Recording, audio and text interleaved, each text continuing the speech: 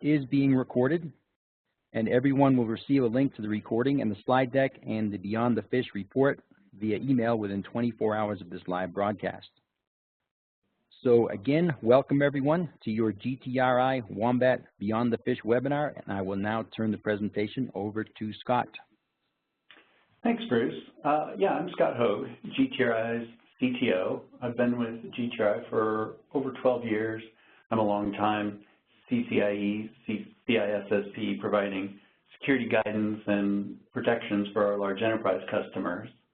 At GTRI, we often evaluate security measures of our customers, helping them create comprehensive information security architectures, and we often find issues related to untrained employees.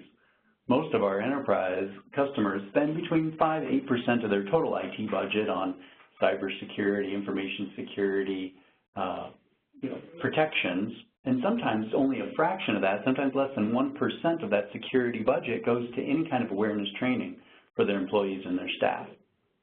At GTRI, we've partnered with Wombat Security, a top-ranked security awareness firm, to help improve the security resiliency of our customers' employees. At GTRI, we're thrilled to have you with us to learn about Wombat Security and how they can help you achieve better security than what you could achieve through technology controls alone. Now, today with us, we have Mike Nober. He's the Senior Channel Manager for Wombat Security Technologies. He's responsible for all aspects of Wombat's, partner program for companies like GTRI, providing sales support, marketing operations. He's a wealth of security knowledge, has prior experience at Verizon, Wireless, and AT&T Solutions. And he's here today to share with us information about their report. Mike, welcome to the webinar. Thank you, Scott. I appreciate that warm introduction, and with that, we'll go ahead and get started.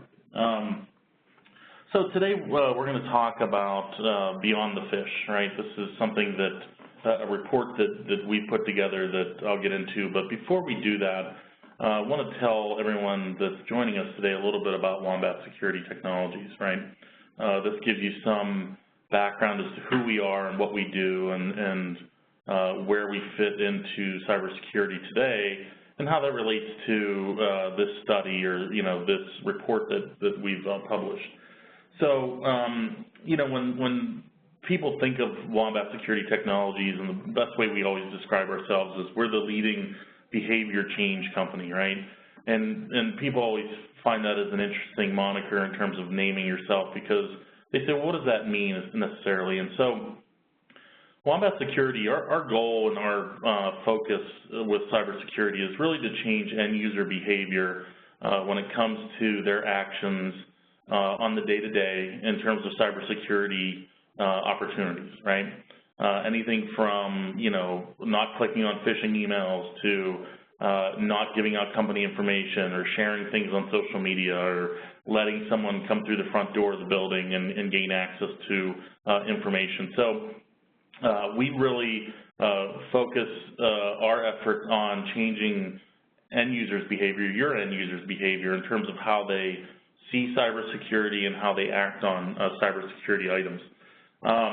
Our software, we have software that provides you the ability to assess your users, train them, gather intelligence about their knowledge and behavior, right? So, again, what we do is find out what your users know and then ultimately, give you better ways to teach them on what they do and don't know in terms of cybersecurity. We have seen documented reduction in enterprise risk. So a lot of times with our clients today, we find there's kind of two members or twofold group that are interested in what we do. One being the cybersecurity team because they want to find out their end users' behavior, find out who's dangerous, who's not dangerous.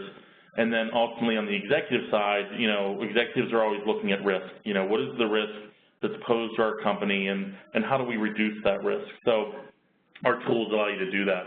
Our company growth, we have over 100% in orders and customers and growth over 3 years. We've been around for almost 10 years overall, but Obviously, we've seen great growth in cybersecurity field just because any of us that look at the news, we see it every day in terms of breaches and issues, client data getting out. And then ultimately, to kind of wrap this all up in terms of our background, you know, when I talk about teaching users, we pride ourselves on our software and how we teach users, primarily because we were born out of Carnegie Mellon University in Pittsburgh, Pennsylvania. That's where we're headquartered. Our founders are professors today still at Carnegie Mellon University that do research in cybersecurity and telecommunications and other topics.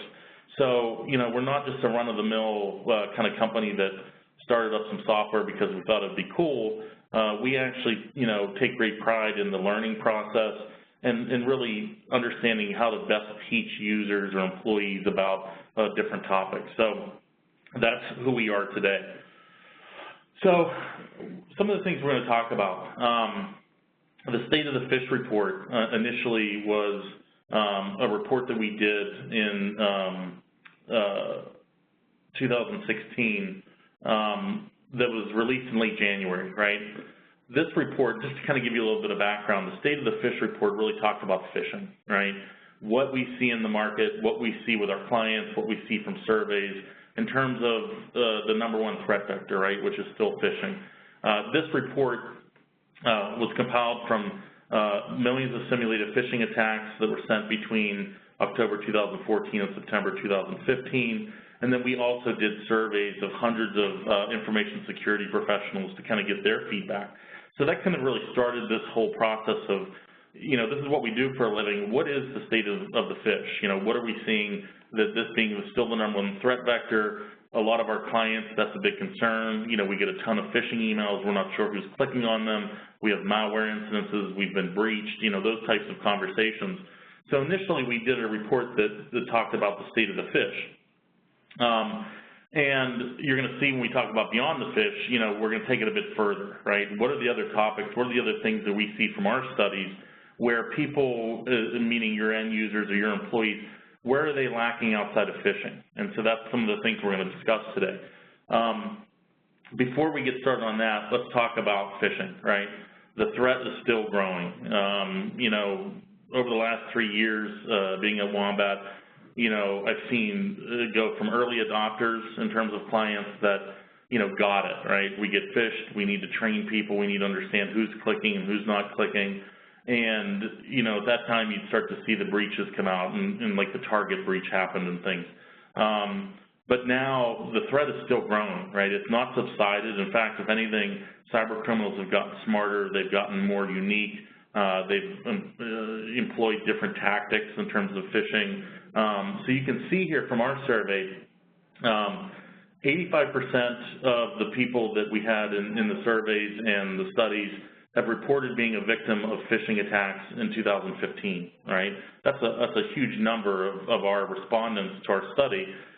You can see that's up 13% from 2014. So again, the attacks are still growing, even though it's probably more mainstream now that you see it in the news and companies being breached or having issues. The cyber criminals obviously are not stopping. 60% said that the rate of phishing attacks has increased overall. So, you know, those that said, yes, we get phished, you know, more than half of them have seen an increase in those phishing emails that are coming through. 60% reported experiencing spear phishing, you know, obviously targeted attacks for any of you that don't know, where their executive team or, you know, key members of their organization are getting more and more targeted phishing emails, right, where they have their name in them, the items in the email really pertain to maybe their business or the work that they're doing, and they're seeing a huge increase in spear phishing. You can see that's 22% up from 2014, which is a big jump. Cyber criminals are, in part of the things we'll see here, you know, with social media and being as social as we are all now, cyber criminals are using a lot of that information to really go after executives to try to get, you know, infiltrate a company through an executive. 55% have experienced phishing through phone calls, which is vishing, and then SMS text messaging, which is smishing. So again, cyber criminals are saying, okay, I get it. There's filters, there's training, there's, teaching about people about phishing emails. How else can I do it? Can I do it through text messaging? Can I try to infiltrate through phone calls where I call in and try to gather as much information or get certain data out of a customer service rep or something like that? So again, you can see that's a pretty high number when you look at the overall respondents. And then 6% of the experience phishing through USB attacks, where a cyber criminal actually would go on site or nearby at a client location and actually distribute,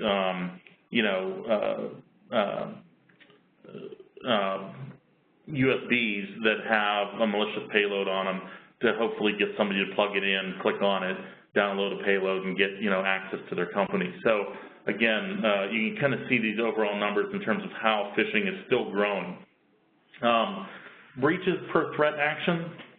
So to kind of start to transition into what we're going to be talking about beyond the Phish, when you look at these stats from the 2016 Verizon Data Breach Investigations Report, it's interesting to see, when you look at the different categories up here with hacking, malware, social, error, misuse, physical, environmental, you kind of see since 2005 how those have grown, right? And a lot of them are an easy, steady curve over time where, things like physical or environmental items in terms of threat actions or misuse or errors, there's been a steady growth. They've kind of always kind of maintained the same threat action over time.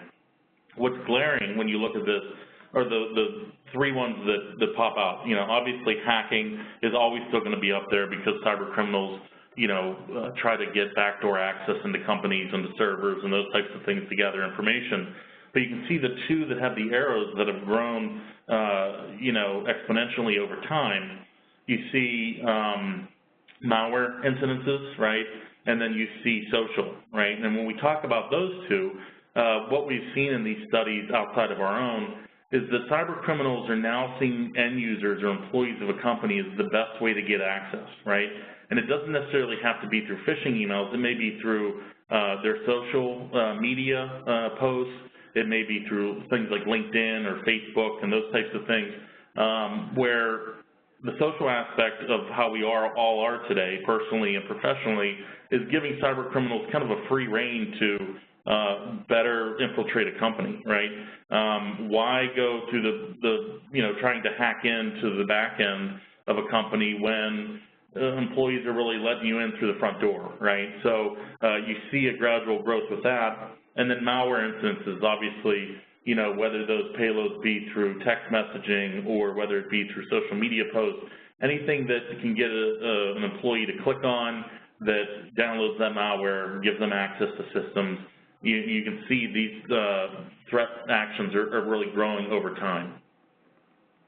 Yeah, this is some really great data, Mike.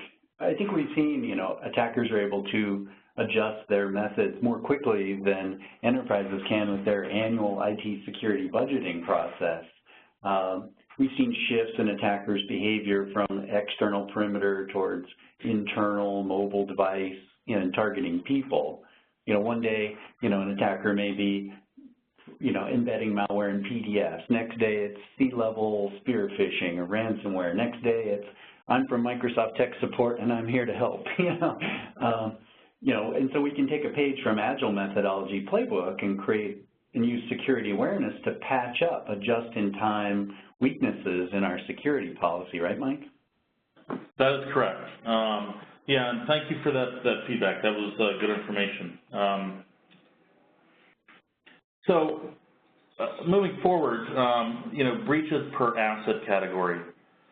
So when we look at, again, another piece out of the Verizon Data Breach Investigations Report, you look at, per asset, what is the growth over time? And you can see some of them, like servers, have gone down, right, where 50% of breaches were, somehow parlayed through a client server or company servers. And obviously you can see user device has gone up over time. Again, more focus on the end user than it is on the technical or, getting in through the back door. And then the other one you can see there is the person, right? So again, cyber criminals are looking at it as, hey, if your employees are going to give me access, then why would I go through the painstaking processes of trying to break in when I can simply utilize them with, my own divisiveness and certain tools and malware and things, and basically have them give me access, right? So again, it kind of matches the last slide where the items that we're seeing a rise in really all pertain around the end user. And more of that focus from cyber criminals is on the end user in terms of how do you get information or how do you gain access. So when we look at the phishing root cause, right, you can see the cyber criminal there in the middle. This is from the Semantic Security Technology and Response Group. When you look at a cyber criminal, where are they collecting their data, or where are they collecting information to use? And so you can see imposter phone calls. This is not out of the ordinary. Even I can tell you in my past here at Wombat, I've gotten a few where people have called me on my desk phone and have asked me questions or trying to get information from me. And ultimately, I could never really prove it. I mean, I could Google their phone number and things. A lot of times it didn't show anything. But, cyber criminals are collecting information from people that will give it to them, right? Also, with users, you're looking at unsafe browsing, right? We take for granted that everyone knows how to use the internet or knows how to go on the internet, especially when you're at work. If you give your users access, there's no guarantees to what they're visiting or how they're using, how they're browsing the internet. And then also oversharing on social networks. Where do they collect this information from? It's not uncommon for people, and even myself, I've looked at people's LinkedIn profiles from people I've met over the phone or even their Facebook, and it's amazing the information people will share. We have to think about all the data that they can glean from that information. When you think about Facebook, if you share something publicly on Facebook that says you love going to, this place for vacation, a cyber criminal sees that, and now they can craft you an email or a social media post or something that's going to attract your attention with, cheaper airfare to that location, right? All those things go into play in terms of even your, your most newest end users or employees of your companies or your, your most, qualified employees. It doesn't matter. They can use that information. So when they glean all that information, you can see over here on the right, roughly 156 phishing emails are sent globally every day, right? So when you think about that, that's a lot of emails. And I know some of you are probably thinking half of those end up in your email inbox. I know I feel that way sometimes, but that's a lot of emails. And honestly, that number is an estimate. There's probably really no guarantee in terms of what that total number could be in terms of phishing emails sent to companies or personal inboxes, that type of thing. So let's get into Beyond the Phish. There's a lot of data in here, a lot of information, so I'm going to move through this. Obviously, all of you will get a copy of this, and you'll get to see the recording of this if you'd like to. But really, what this is compiled from, again, we took analysis of data from nearly 20 million questions asked and answered inside the Wombat Security Education Platform. So our training modules, helped with a lot of this data across our clients. Assessment data spans from 2014 to 2016, so it's 2 years of data. And then we also went out and talked to InfoSec professionals again, right? 300 surveys. We had them from 15 different industries, so it's kind of spread across different markets and different verticals in terms of our clientele. So it's kind of a mixture of our own internal information as well as feedback that we get from our surveys. So when we look at this information, right, this is the information that we took from our user data and then as well from our surveys. When we look at the topics security teams assess on, right, meaning that they're actively assessing their users on these topics, right, to understand their knowledge of them. So when you think of an assessment, you're thinking more of like a quiz than you are training, right? Training comes after. Assessing is really finding out what they do or don't know about these different topics. So when you look at what security teams assess on from our reporting, using the internet safely ranks very highly, protecting confidential information, building safe passwords are the top three. And really, when you think about an organization, a lot of times these are probably a lot of the things that organizations and security teams struggle with their end users, right? When you think about using the internet safely, again, people tend to go on different sites, and then they have a problem with their laptop or their desktop, and they report that to the security team or the IT team, and they find out, well, you shouldn't have been on that site, or you downloaded something from the site. Same thing with protecting confidential information. It's hard to teach employees not to leave client data on their desk or to lock up their laptops when they go home and those types of things. And then also building safe passwords, I think, has always been a problem, right? If we were in a room, I could probably ask how many of you still use password 1 or ABC at 123 or, Mike Nober's 123, which is not my password in case you're wondering. But these are all things that security teams struggle on, and then you can see as you go down, things like working out safely outside the offices for people to travel. Obviously, this might be a little bit less because not all companies have people that are out and about, right? And then you go up from there, protecting against physical risk, protecting and disposing of data securely. These topics maybe are less prone to be assessed on just because of maybe policies they have in place already or just the nature of how people operate within their organizations.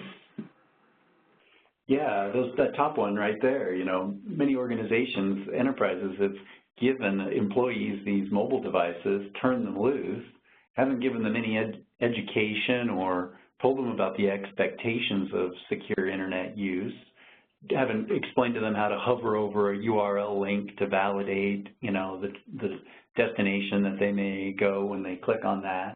So it's no wonder employees engage unknowingly in risky behavior on the internet. Right. Yeah, and so that ultimately shows you the next slide here. Where are users strong or weak, right? Now, these numbers are the percentage of incorrect answers when they're being assessed. And you can see really where it ranks. 31% incorrect answers on using social media safely.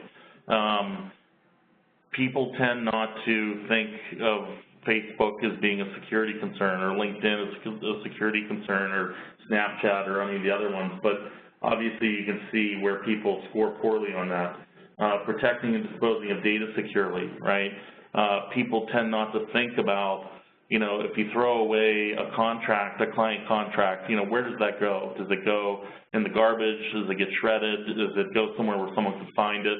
All those things kind of come into play. And then you can see down at the bottom, identifying phishing threats is still 28%. People still struggle, and I think partly is that's because it's always evolving. To train people, it needs to be continuous, so they're always kind of in front of what's going on with phishing. And then the last top one here, protecting confidential information. Again, that goes hand in hand with what people consider, clients' information, what is, what's important to protect, and what do they do with that information. So you can see really where they score weekly. And then in terms of strong, building safe passwords, protecting mobile devices and information, protecting against physical threats.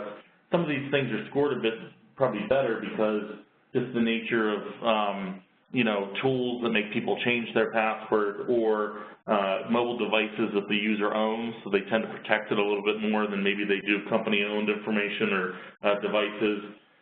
And then protecting against physical risks where, most buildings have some sort of secure entrance and there's, usually some sort of policies on that. Yeah. I think security awareness, it's not just, a phishing. It's really all things you just mentioned. Physical access, passwords, viruses, email attachments, web browsing, hoaxes, social engineering. It's a whole variety of things that employees need to be trained on. I know our federal customers, as they're trying to build a security awareness program, they look towards NIST Special Publication 850 and 816, but really I think you have to take a holistic approach, right, Mike? Well, that's, it's a great point, Scott, because really what you just described is what this study is really about, right? It's beyond the Phish, because I think the nature of what we've seen in our business especially is companies get a little too, focused on phishing. And don't get me wrong, it's very important, right, to phish your users, to understand who's clicking, understand how to train them and, what people's behaviors are. But I sometimes think what we're trying to show is that you're exactly right.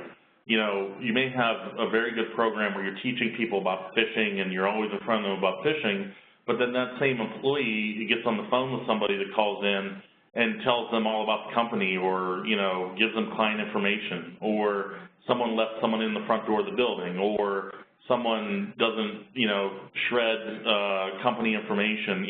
All those things kind of go hand in hand, and you're exactly right. I mean, it's a mixture of things that employees need to have a general understanding about, so they're not making those mistakes while they're protecting themselves against, one of these topics that they're always in front of. So that's a great point. Yeah, absolutely. Yeah. Okay. So to talk about some of these topics, right, we're going to delve a little bit deeper into these topics. So the first one we're going to talk about is using social media safely. And you can see that was the top one, 31% of the questions were missed on the assessment. And so you can see that it's interesting, most missed questions were around being vigilant and recognizing when you're dealing with a friend's fake profile and posts, right? So, most of us are either on LinkedIn or Facebook or some other type of social media piece, right, whether it be for work or personal. And people still struggle with what things are real or what things are fake. I mean, we all have those friends that post on their site on Facebook that says, hey, I think I was hacked. If you get an email from me on Facebook, don't pay any attention to it. A lot of the population has an issue with identifying those types of things, right? And then ultimately where that comes into play with cyber criminals is that 70% of social media scams were shared manually, right, in terms of our recent study. That was compared to only 2% in 2013.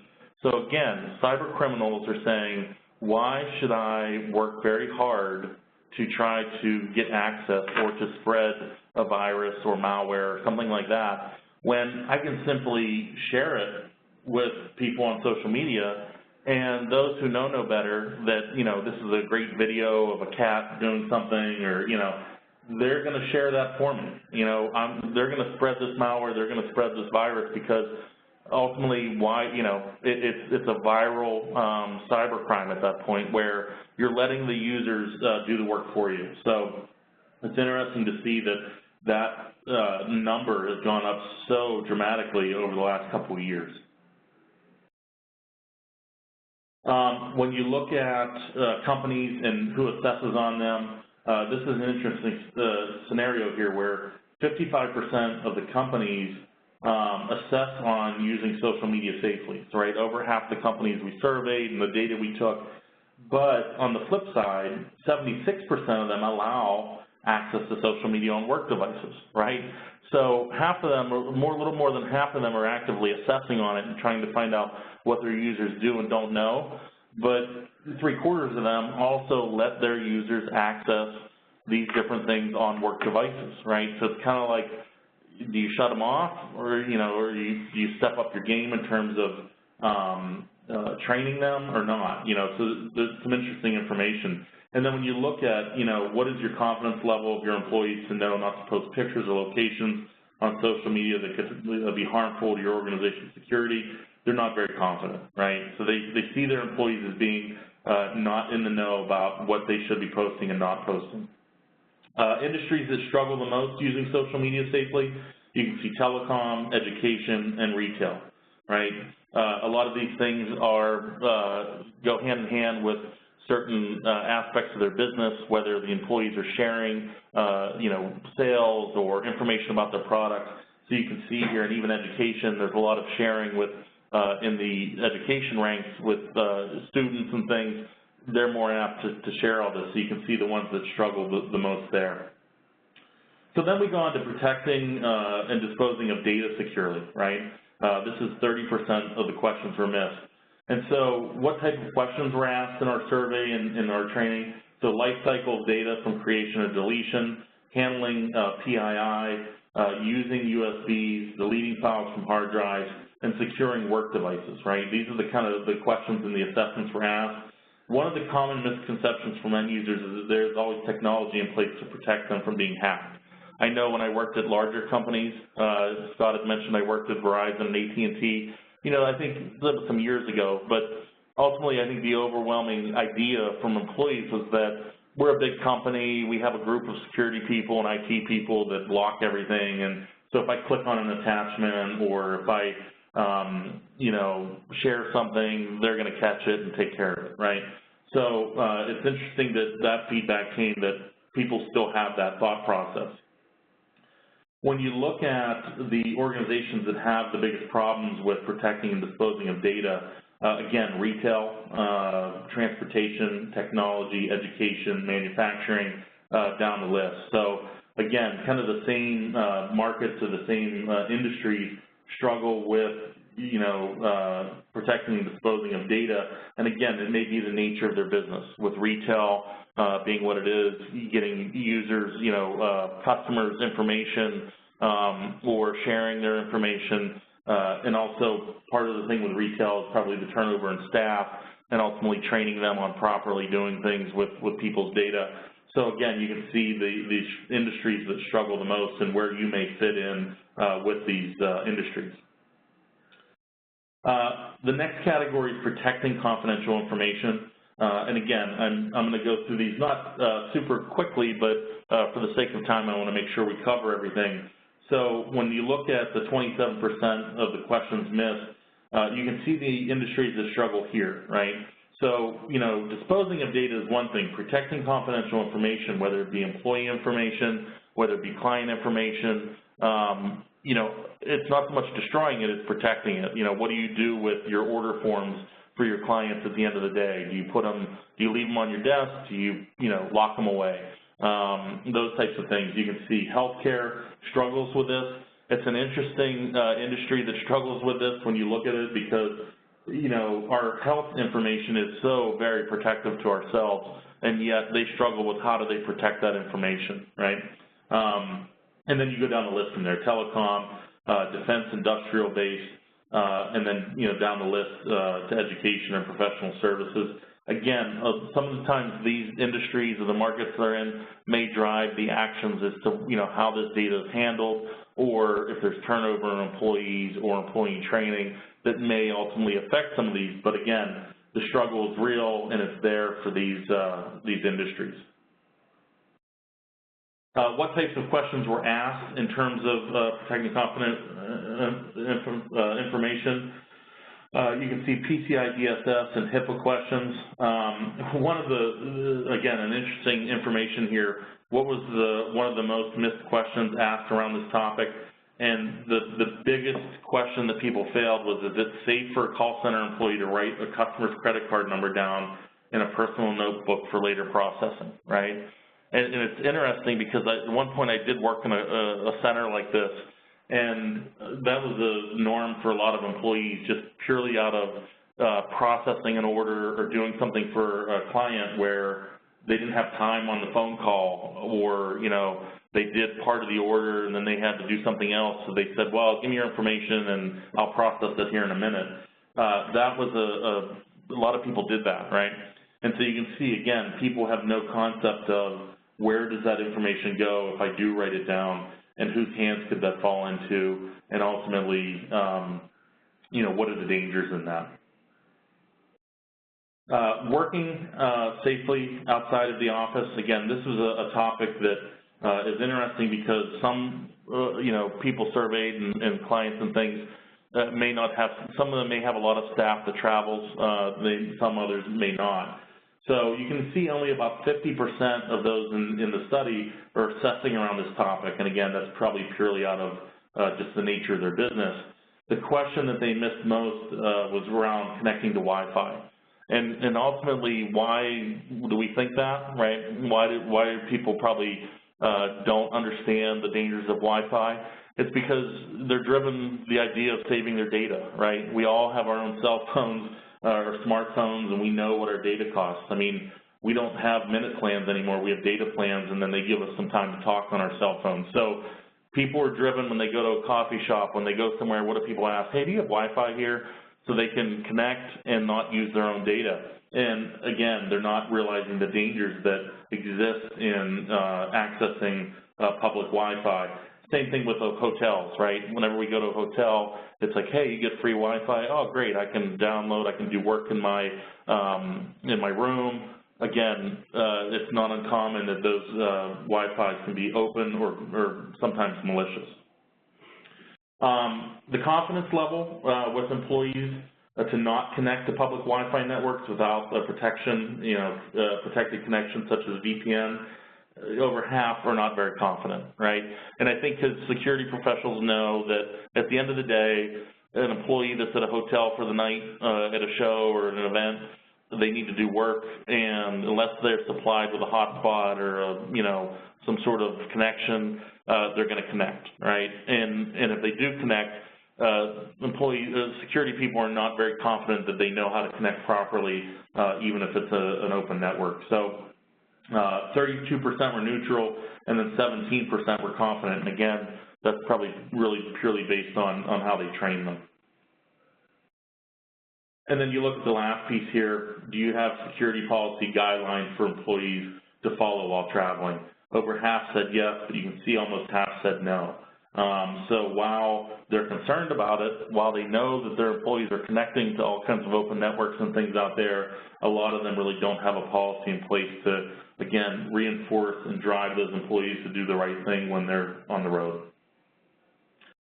Industries that struggle the most with this, again, you can see consumer goods, transportation, and insurance. When you think of these categories, what do they have in common? A lot of these are sales-driven, right? And so a lot of people on the road, and they struggle probably the most with this because, again, new employees, turnover, trying to teach those employees to do the right thing really falls into these three company categories. So the last couple of pieces we're going to talk about is, we've covered, where people have struggled, right, in terms of these assessments and our topics that we've covered. So let's talk a little bit about where they do succeed, right? So this is the lower end of the chart. So we talked about using the internet safely, protecting mobile devices and information, protecting against physical risks, and building safer passwords. And like I had alluded to before, some of these things may be driven just purely by the nature of people using their own cell phones or smartphones, and policies at work in terms of people coming in the door, building safer passwords may be driven purely by policies to change the password so often. But when you look at these topics, we're going to look at the correct answers, right? 84% got correct answers on these topics. So when we look at using the internet safely, 79% are assessing around this topic. So it's a high number from the study of companies that are assessing on this. You can see the defense industrial base did the best, getting around 90% correct on this topic. But when you think of that, that category, a lot of times they have different things in place in terms of how they can use the internet, what they can connect to. So they may have a lot of policies, or they may have a lot of processes in place where an employee just can't connect to anything. They either have to gain permission, or there's a certain list of sites that they can gain access to. When we surveyed these clients in the study, what is your confidence level that employees understand safe practices for browsing the internet, such as logging out of web apps before closing, et cetera? 32% were not very confident, or 31%. 52% were neutral, and 17% were confident. So when you look at that, over half are kind of not sure, right? They think they may be okay. Again, they're probably relating it to their own experiences of using the internet safely, but they're not quite sure whether they trust their employees to know how to use the internet safely. You make a good point about security policies. Many companies we talk to don't even have good, up-to-date, appropriate use policies, security policies that guide, employee internet usage behavior, or do any kind of continuous learning, continuous improvement. If your company's security policies still refer to having to put cover pages on faxes, you might need an update there. Yeah, that's a good point. yeah, I think we've probably all worked with companies like that at some point, right? So when we look at the industries that struggled the most in terms of using the internet safely, transportation, retail, and healthcare, in terms of the questions that they missed, obviously it's a lower number, but again, these fall into that category of due to the nature of their business and what they handle could, determine these numbers. Protecting mobile devices and information, 85% got correct answers. When we look at, according to the Pew Research as of October 2015, 86% of those ages 18 to 29 have a smartphone. So again, that's a huge chunk of the new entries into the workforce or college or, after college or just into a new job. And then 83% of those ages 30 to 49 have a smartphone. So really, when you look at that, your workforce primarily uses smartphones, right? And a lot of times, companies are using, have a BYOD type of policy where you can use your own device, or maybe they're paying for the plan, but you're using your own hardware and things. Only 52% are assessing on this topic. Most missed questions were around connecting to Bluetooth. Now, I can't tell you the last time I've used something Bluetooth, but again, the nature of headphones or earphones and people using Bluetooth is still there. So I think it's one of those things where not everyone uses it, so not everyone really understands how Bluetooth works and the dangers that could come with it. And this is interesting, like I alluded to before. Does your organization provide mobile, bring your own device, programs that allow network access? Overwhelmingly, 67% said yes, 33% said no. So it's not uncommon for companies to say, hey, we're going to supply you with a phone number because you're in sales, but you can use your own phone. And again, that opens up a whole issue of, what is protected on that phone, what can they access on that phone outside of using it for phone calls or text messaging or something like that.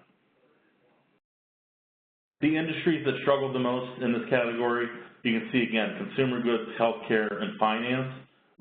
In terms of, again, they struggled. They got a lot of questions right, but they did miss, 15% of the questions. Again, when you look at this, why is that? Because a lot of these types of industries let people use their own smartphone, but ultimately these people use their smartphone a lot for work, right? So, it's one thing to say, hey, I have my email, I have things on my phone, but then I travel a lot or I use my phone a lot. It's personal, and so they're accessing things on that phone that could be detrimental. Protecting against physical risks, you can see 85% got correct answers. 51%, a little over half, are assessing on this topic. Top questions missed were around computer safety in the office, locking your computer when you walk away, which again seems odd, but again, I work in security. I always kind of take that as a granted when I get up to my desk that I Control-Alt-Delete and lock my screen, right? Just because I don't know who would want to go look in my screen, or I know in former jobs as a joke, people used to, on open screens, would go send an email to someone's boss. There's always kind of some prank going on there. Locking devices in your drawer overnight, right? Not everyone takes their laptop or their devices home and ultimately leave them on their desk. You have a cleaning crew, you have other people coming in the building, you have guests. You never know where that device is going to end up. And then 55% of the theft-related incidents occurred in the victim's work area. So when you think about that, local to themselves, that's where a lot of the theft-related incidents happen. It's not that they were outside of the office or were in a hotel. It's ultimately happening right where they sit. The industries that struggled the most in this, again, telecom, transportation, manufacturing. Physical risks on the manufacturing side, again, that's probably purely the nature of the type of business they have, types of open door policies that they may have in the manufacturing world. So it gives you kind of a thought process in terms of these industries that struggle the most with physical risk. And then the last one is building better passwords. Again, you can see 90% got this correct. 68% assessed on this topic, so that's kind of a high number. top questions were missed around using personal information to create passwords like birth dates or wedding dates. Obviously, we all use passwords, and it's interesting because not only do we use them in our professional world, but we also use them in our personal world, right? And ultimately, I can tell you even for myself, what I use passwords for at work, I don't always use for things that I sign up outside of work. A lot of times if I'm logging into some site for something at home or for personal, I use a password that is easy for me to remember, right? And they kind of all fit in that same category. Is that a best practice? No, but I think that's where people struggle is that at work, it's one thing to have a very hard password, but personal, it's like, I'll never remember that, so I'm going to use, you know, my dog's name and my home address, you know. Entertainment industry did the best of this topic, getting 93% of the questions correct. And again, it's probably the nature of their business and what they do in terms of protecting their data. Building better passwords, about 60% said yes, they do use two-factor authorization to get into systems. So again, that's a pretty good number, but you think that would be a bit higher, being that it's an easy thing to do. And then do you enforce strong password policies? About 80% said yes. An interesting thing is, and this isn't scientific for me, but when I talk to a lot of clients or partner clients, a lot of them have policies on passwords, right? And they want to incorporate that into our trainings and things. And so it's not scientific, but I can tell you that I think because passwords have been around forever and because the nature of people having multiple passwords, a lot of companies have policies that they make sure their users are knowledgeable about. The industries that struggled the most in this, professional services and healthcare. Again, professional services, you're looking at like the legal field and those types of fields. Some of these fields may be, again, purely the nature of who makes up their work staff, but then also just the nature of their business. Do they share passwords, which again is frowned upon, but you know, is it something where just the nature of what they do, they have different passwords for different systems. So measurement, you know, measurement is key in terms of all this information. Assessing allows you to identify problem areas and obviously have something to measure progress against, right? So when we did this, we looked at how many of you measure, you know, outside of assessing your users and then training them, how many of you measure what you're doing in terms of teaching your users? And interestingly enough, you can see Wombat customers obviously are close to 70% because they're using our tools. And then 30% said no, you know, in terms of doing a real in-depth measurement in terms of how they assess and train their users. Non-customers from the surveys and things, you can see 30% or less, you know, do some sort of measuring in terms of their users' knowledge and assessing them. And then almost 72% or so said no. So it's interesting because one of the things we always talk about at Wombat is it's one thing to train people, it's another thing to assess people, but at the end of the day, if you're not benchmarking what they're doing, you're measuring it over time, you really have no idea their progress or how they're doing or what effect that may have on your business, both on the bottom line and reducing risk and making sure your employees are trained better. The last couple slides here, we looked at simulated attack versus assessments, right? So whether you're phishing them with a fake phishing email or you're sending them like an online quiz, you can see here, it's interesting because healthcare, 13% click rate in simulated phishing attacks, meaning, you know, on average when our healthcare clients are phishing their users with our tools, they're seeing about a 13% click rate, but then they've missed 31% of questions missed on assessments, right? So same thing with manufacturing and energy, 9% click rate, but they're still missing questions. So that goes back to what you were saying, Scott, where, you know, yes, phishing is still a #1 threat vector and people are learning more about it. They're becoming more knowledgeable and they're not clicking as much, but they're not as knowledgeable on other topics as well. So these kind of stick out in the crowd here in terms of good examples where people have good phishing results, but their employees are still missing a lot of questions. So the last couple of pieces here, you know, one of the things we've talked about at Wombat, and I've alluded to some of these things throughout the presentation, is, you know, how do you effectively train users, right? And one of the things that we always talk about is the continuous training methodology. This is a methodology that Wombat prescribes to, and we talk to our clients about. Not all of them do it, but obviously we found that our most successful clients in terms of assessing and training their users use this methodology, right, where you're assessing at the top, you're doing knowledge assessment and mock attacks to understand, you know, which users are vulnerable, which ones don't have the knowledge on cybersecurity topics, and then following up with education, right, training them, whether it's using our interactive training modules and games where you're teaching those users that have either failed the assessment or clicked on a phishing email, you know, effectively training them so they retain this information that they learn. So over time, they stop doing these bad behaviors. And then ultimately, as you go around the bend here, reinforcing that with whether it be newsletter articles, screensavers, you know, doing a monthly program where this month's topic is passwords or physical security or whatever it may be.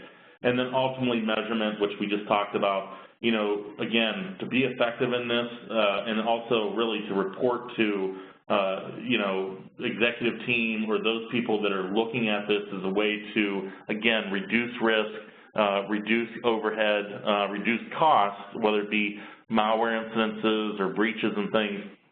How do you measure the effectiveness of what you're doing? And that's key in terms of our methodology. When you look at our results, I'm not going to read through each of these, but we've had a financial institution that's recorded a 95% reduction in malware and viruses over a 2-year period using our solutions. A Northeastern college, you know, ultimately saw a reduction in malware and viruses up to 90% with successful phishing attacks. And then we've also had a large utility company that's seen a 67% reduction.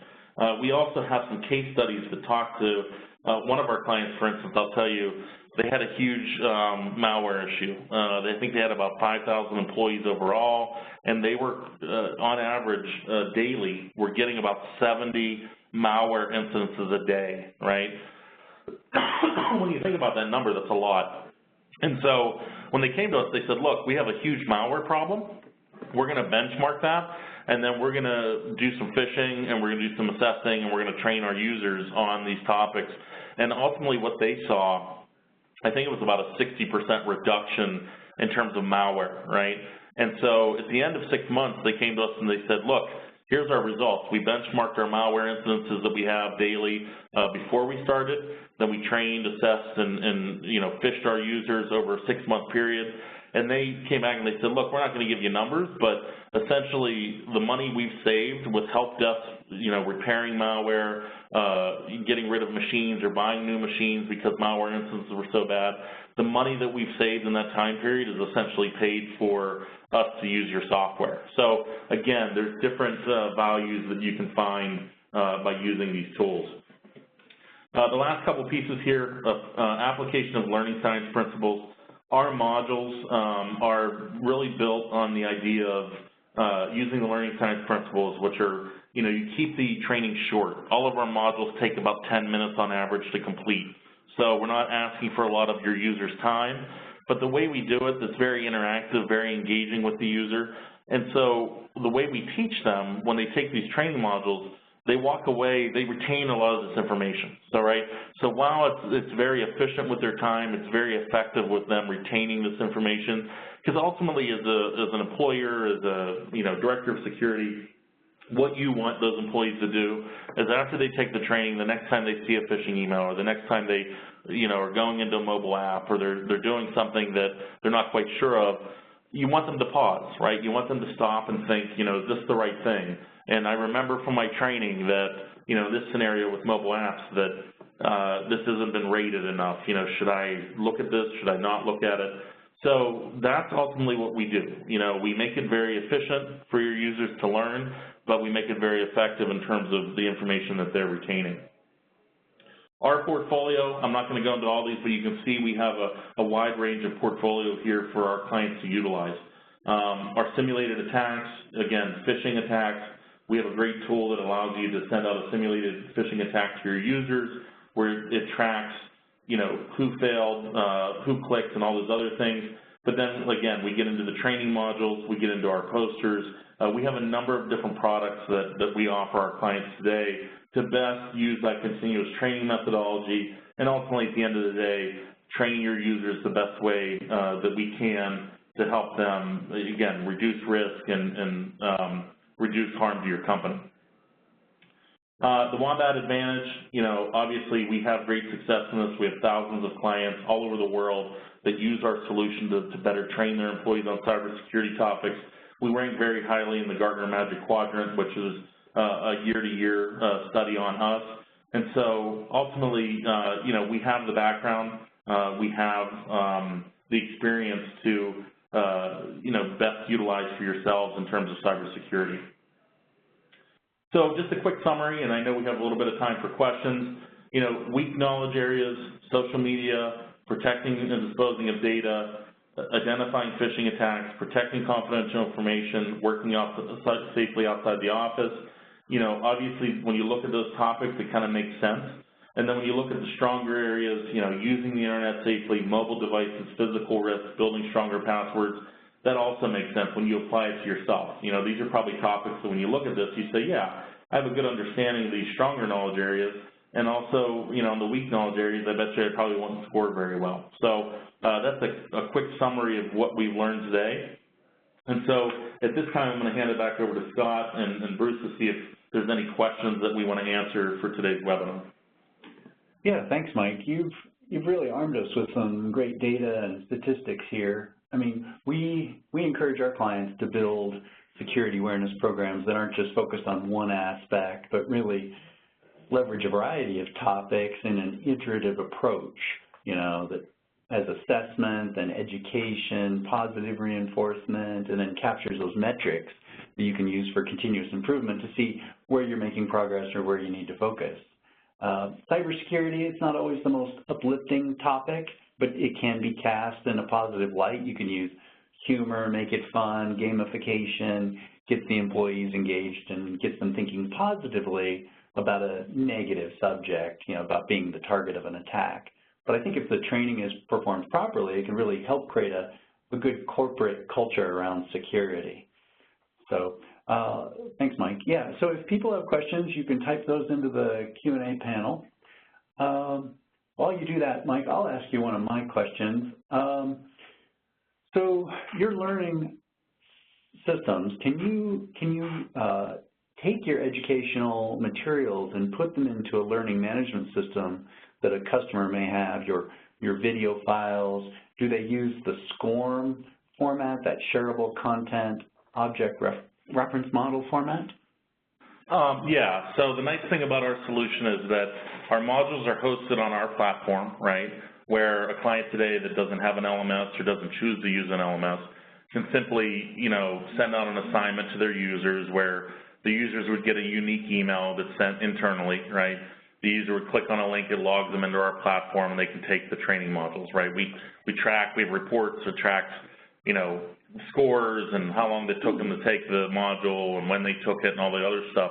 But if you're a client that says, look, we have an LMS that we have all of our training in, we prefer to keep it all there because that way we can track all of our trainings across all of our users. Yeah, we simply give you a test file as a potential client that you can upload and test.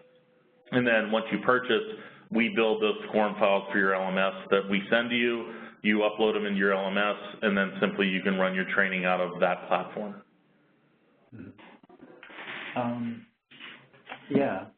Can you give an example of how Bluetooth can be risky? I use Bluetooth headphones, and I think even the new iPhones and Mac laptops don't have headphone jacks, so you have to use Bluetooth. What are some of the risks there? Yeah, I think some of the things we teach on is just purely the connection, right? Bluetooth can be intercepted by cyber criminals, on the technical level. It's not saying something that, if you're on the subway and you're connected Bluetooth to your headset, it doesn't necessarily mean the person next to you is going to, that's using a headset is going to connect to yours or anything like that. But a cyber criminal in that, say, subway car, if they have the right tools, they can intercept your Bluetooth signal and ultimately gain access to your devices. Yeah. Most people probably don't even realize that. So they don't. Yeah. So that's our last question. If we didn't get to your questions, we'll be sure and get back to you, or you can contact us directly. Bruce, back to you. Is there anything else we need to do today? Thanks, Scott. Just a couple of additional things. This concludes our webinar, and thanks everyone for spending time with GTRI and Wombat. Look for a follow-up email tomorrow, usually within about 24 hours of this live broadcast. That'll have a link to the recording and also a link to the slide deck. And for more information, if you're interested about GTRI and Wombat, just contact Scott directly. His email and phone number are on the screen now, and he'd be happy to hear from anybody out there who has questions or wants to know more information. There is a survey that will pop up as you close out the webinar, so please give just 2 quick questions. Let us know how we did, how we can make this better. Thank you, everyone. Have a great afternoon. Thank you, Scott. Thank you, Mike. Thank you. Thanks, everyone.